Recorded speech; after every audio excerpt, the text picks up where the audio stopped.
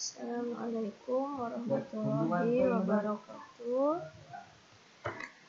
Perkenalkan, saya Cici Juwarsi, mengajar kimia di SMA Negeri 1 Sumberjaya. Media pembelajaran hari ini saya akan membahas materi tentang sel volta, yaitu materi kimia kelas 12 semester 1. Tujuannya adalah siswa bisa menganalisis elektroda mana yang mengalami reaksi oksidasi dan mana yang mengalami reduksi dalam sel volta. Dalam pembelajaran saya menggunakan PJBL atau Project Based Learning. Jadi di awal siswa diminta untuk melihat terlebih dahulu fenomena, kemudian memunculkan pertanyaan. Nah, fenomena yang saya perlihatkan adalah bagaimana caranya kita mendapatkan sumber aliran listrik yang lain selain dari energi listrik tentunya ya. Nah, seperti ini, dari batu baterai pun misalnya tidak bisa, sehingga alternatif lainnya adalah menggunakan rangkaian sel volta.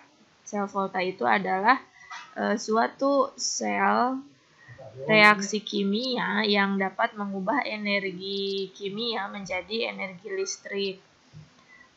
Dari fenomena ini diharapkan nanti siswa bisa bertanya dan bisa merangkai percobaan berbagai sel volta, tapi dengan menggunakan sumber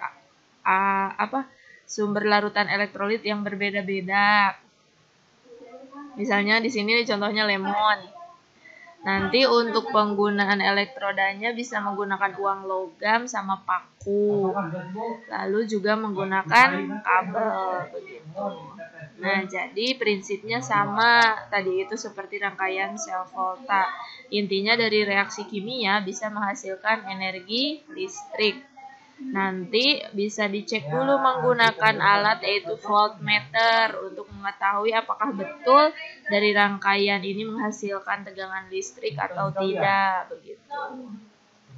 Nah, kemudian setelah siswa melakukan proyek, siswa juga diminta untuk menganalisis hasil dari proyek yang telah dilakukan sampai dengan mengkomunikasikan ide mengenai pengembangan pemanfaatan proses reaksi oksidasi dan reduksi yang terjadi pada sel volta di dalam kehidupan sehari-hari.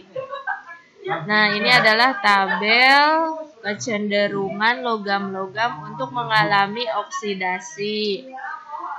Yang paling atas itu mudah teroksidasi, makin ke bawah mudahnya tereduksi.